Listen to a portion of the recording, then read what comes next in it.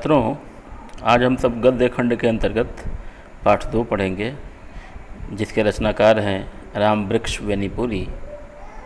तो हम बेनीपुरी जी के विषय में कुछ जानकारी कर लेते हैं, फिर लेसन की शुरुआत करेंगे। राम वृक्ष बेनीपुरी का जन्म बिहार के मुजफ्फरपुर ज़िले के बेनीपुर गांव में सन 1899 में हुआ।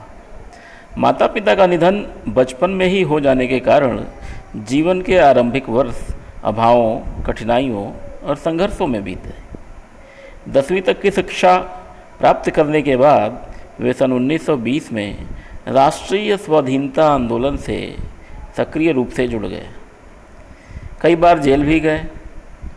उनका देहावसान सन 1968 ईस्वी में हुआ।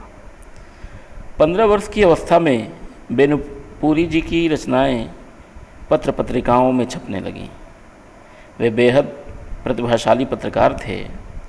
उन्होंने अनेक दैनिक, साप्ताहिक एवं मासिक पत्र पत्रिकाओं का संपादन किया, जिनमें तरुण भारत, किसान मित्र, बालक, युवक, योगी, जनता, जनवाणी और नई धारा उल्लेखनीय हैं। गद्य की विविध विधाओं में उनके लेखन को व्यापक प्रतिष्ठा मिली। उनका पूरा साहित्य बेनीपुरी रचनावली के 8 खंडों में प्रकाशित है। उनकी रचना यात्रा के महत्वपूर्ण पड़ाव हैं पतितों के देश में, जो कि एक उपन्यास है, चिता के फूल यह कहानी है, अम्बपाली नाटक है, माटी की मूर्तें रेखाचित्र है, पैरों में पंख बांधकर यह यात्रा वृत्तांत है, जंजीरें और दीवारें यह इनका संस्मरण है। उनकी रचनाओं में स्वाधीनता की चेतना, मनुष्य की चिंता और इतिहास की युगानुरूप व्याख्या है। तो छात्रों, अब हम सब बाल गोविंद भगत इस पाठ को पढ़ना प्रारंभ करेंगे। तो आइए पाठ की शुरुआत करते हैं। बाल गोविंद भगत मझोले कद के गोरे चिट्टे आदमी थे। 60 से ऊपर के ही होंगे। बाल पक गए थे। लंबी दाढ़ी या जटाजूट तो नहीं रखते थे, किंतु हमेशा उनका चेहरा सफ़ेद बालों से ही जगमग किए रहता। लेखक बता रहे हैं कि बाल गोविंद भगत जो हैं, उनका कद काठी कैसा है, स्वरूप कैसा है। तो ज़्यादा न लंबे थे न ज़्यादा छोटे थे, मझोले कद के थे और गोरा चिट्टा रंग था उनका। उम्र थी उनकी, एक्यूरेट उम्र तो नहीं बताया गया है, वास्तविक उम्र, लेकिन ये कहा कि 60 वर्ष के ऊपर ही होंगे। और बाल बिल्कुल सफ़ेद हो गए थे, बाल पक गए थे, और आप जानते हैं कि बाल पक जाते हैं तो सफ़ेद ही दिखते हैं। लंबी दाढ़ी और जटाजूट नहीं रखते थे, यानी बहुत बड़ी लंबी लंबी दाढ़ी नहीं रखते थे और बड़ी बड़ी जटाएं नहीं रखते थे। लेकिन ये था कि उनका बाल वगैरह पूरा सफ़ेद रंग का ही दिखता था, इसलिए चेहरा सफ़ेद रंग से जगमग किए रहता था। मतलब दाढ़ियाँ, मूछें, सारी चीज़ें पक गई थी, बाल वगैरह सब। कपड़े बिल्कुल कम पहनते, कमर में एक लंगोटी मात्र और सिर में कबीरपंथियों की सी कनफटी टोपी। तो चूँकि कबीर के अनुयायी थे, तो कपड़े बिल्कुल कम पहनते थे। और क्या पहनते थे ये भी बताया है कि एक लंगोटी मात्र पहनते थे और सिर पे कबीरपंथियों सी एक कनफटी टोपी पहनते थे। कनफटी टोपी आपने देखा होगा अगर तुलसीदास को फ़ोटो में, तो उनके भी सर पे ये टोपी दिखती है। अब तो ये गर्मी में तो इससे काम चल जाएगा, लेकिन जाड़े में क्या होता था, जब जाड़ा आता एक काली कमली ऊपर से ओढ़े रहते, यानी जाड़े में भी यही पोशाक रहती उनकी, लेकिन बसंतर इतना आ जाता था कि एक काला कंबल ओढ़ लेते थे। और मस्तक पर हमेशा चमकता हुआ रामानंदी चंदन, जो नाक के एक छोर से ही औरतों के टीके की तरह शुरू होता। आपने देखा होगा बहुत सारे साधु संतों को, जो नाक के पास से एक लंबी सी टीका खींचते हैं, वैसे ही लंबी सी टीका बाल गोविंद भगत भी अपने माथे पे अंकित किए रहते थे। गले में तुलसी की जड़ों की एक बेडौल माला बांधे रहते और गले में तुलसी का एक माला लटकता रहता था। बेडौल माला यानी जिसका स्वरूप बड़ा सुडौल ना हो, सुंदर आकृति का ना हो।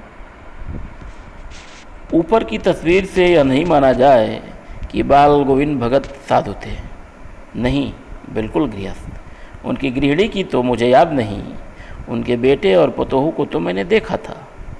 थोड़ी खेती बाड़ी भी थी, एक अच्छा सा साफ़ सुथरा मकान भी था।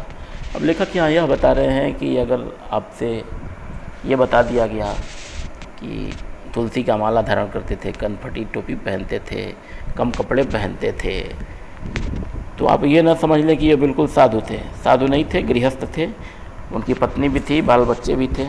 लेखक कहते हैं उनकी पत्नी का तो मुझे याद नहीं है, लेकिन उनकी पतोहू और बेटे को तो मैंने देखा हुआ है। यानी हमारे समाज में ऐसी मान्यता है कि जो साधु लोग होते हैं वो सन्यासी होते हैं, ब्रह्मचारी होते हैं, शादी विवाह नहीं करते। लेकिन बाल गोविंद भगत के साथ ऐसा नहीं था। उनका परिवार भी था, बेटे थे, पतोहू थी, तो उनको साधु न समझा जाए, यहाँ पहले ही बता दिया है लेखक ने। और खेती बाड़ी का भी काम ये करते थे, किंतु खेती बाड़ी करते, परिवार रखते भी बाल गोविंद भगत साधु थे। साधु की सब परिभाषाओं में खरे उतरने वाले। कहा कि हालांकि गृहस्थ आश्रम वो व्यतीत कर रहे थे, पत्नी थी जो चल बसी थी और बेटे और बधू भी थे, लेकिन फिर भी उनको साधु ही समझा जाना चाहिए, क्योंकि उनका आचरण ऐसा था, साधुओं सा था आचरण उनका। कैसे साधुओं सा आचरण था, आगे बताते हैं। अब यहाँ बता दिया पहले ये कि कबीर के ये अनुकरण करता थे, उन्हीं के बताए मार्ग पे चलते थे। कबीर को साहब मानते थे, उन्हीं के गीतों को गाते, उन्हीं के आदेशों पर चलते। यानी कबीरदास को ये अपना गुरु, मालिक, देवता जो कहें समझते थे, और उन्हीं के लिखे हुए साखी शबद रामायणियों को गाते थे और उन्हीं के बताए गए मार्ग पर चलते थे।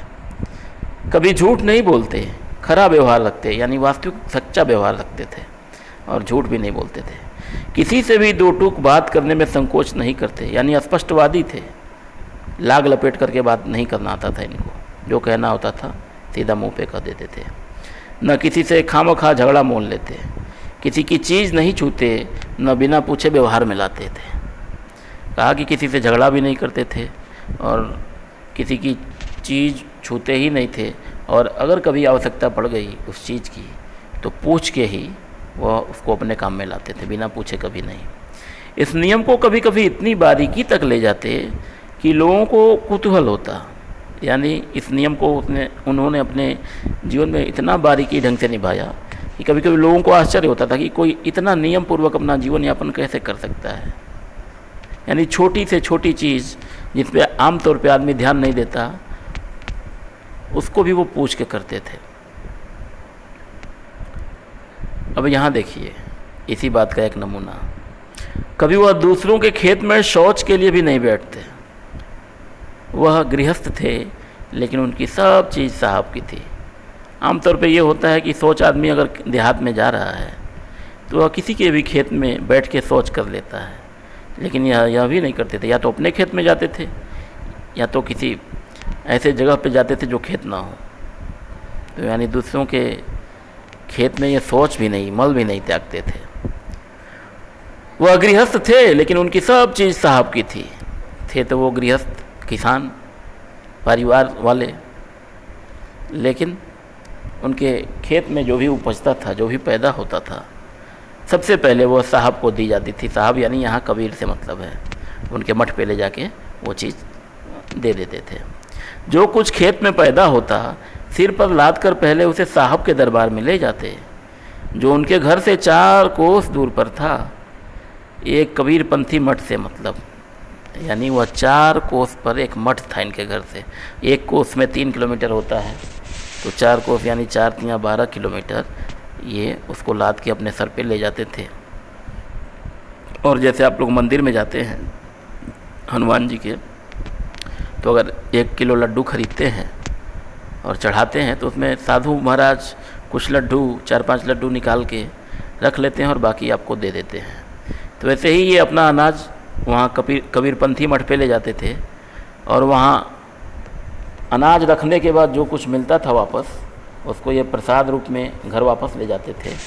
और उसी से अपना खर्चा पानी चलाते थे, उसी से गुजर बसर करते थे। इन सब के ऊपर मैं तो मुग्ध था उनके मधुर गान पर, जो सदा सर्वदा ही सुनने को मिलते। कबीर के वे सीधे साधे पद जो उनके कंठ से निकलकर सजीव हो उठते। कहा कि इन सब बातों से तो मैं प्रभावित था ही, लेकिन इन सब से भी ज़्यादा एक चीज़ से मैं प्रभावित था, और वह क्या था? उनका गाना था।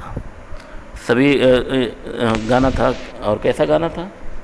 कबीरदास के साखी शबद पद जो भी थे वो गाते थे, तो वो सुनने में बड़ा अच्छा लगता था, बड़ा अच्छा गाते थे। वो कंठ से निकलकर सजीव उठते थे, यानी उनके कंठ से जब कबीर के पद निकलते थे तो ऐसा लगता था कि वह उसमें जान आ गई उन पदों में। आषाढ़ की रिमझिम है, समूचा गांव खेतों में उतर पड़ा है।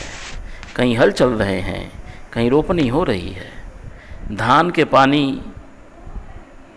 के पानी भरे खेतों में बच्चे उछल रहे हैं। औरतें कलेवा लेकर मेड़ पर बैठी हैं। अब बता रहे हैं कि धान की रोपनी का समय है, और उस समय आप लोग जानते ही हैं जून में बारिश होती है, हिंदी में आषाढ़ कहते हैं। तो समूचा गांव क्या करने लगा है? अपने अपने खेतों में उतर पड़ा है और खेतों में हल चला रहा है, क्योंकि रोपनी होनी है, रोपनी हो रही है। और आप जानते हैं कि जब धान की रोपनी होती है तो पहले खेतों में पानी लगाना होता है। तो धान के पानी भरे खेतों में बच्चों के लिए वो मज़ा होता है, क्योंकि उसमें बच्चे उछल उछल के खेलते हैं। तो यही दृश्य यहाँ भी है।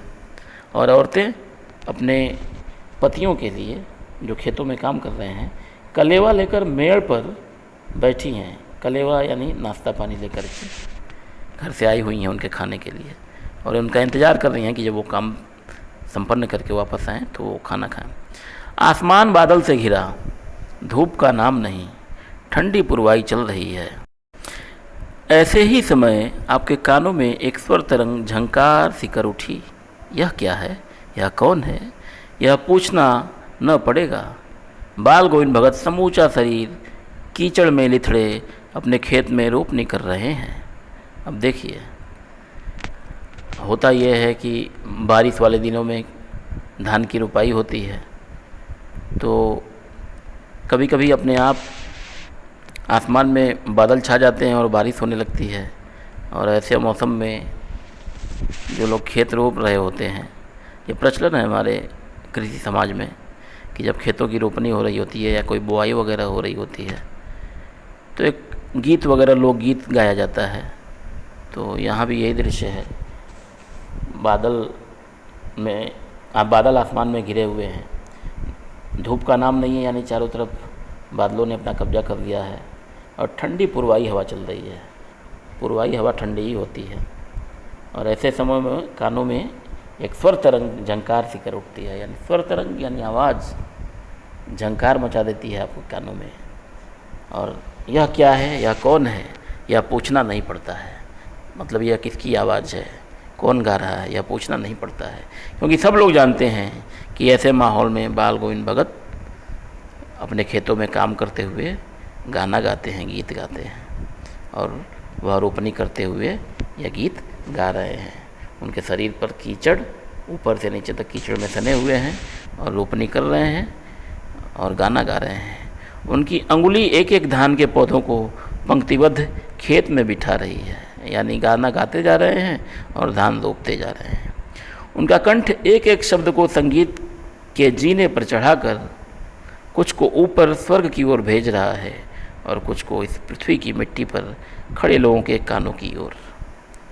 और कह रहे हैं कि वो जब धान की रोपनी कर रहे हैं तो धान की रोपनी करने के लिए झुक के करना पड़ता है, और फिर धान के पौधों को रोपने के बाद सीधा खड़ा होना पड़ता है।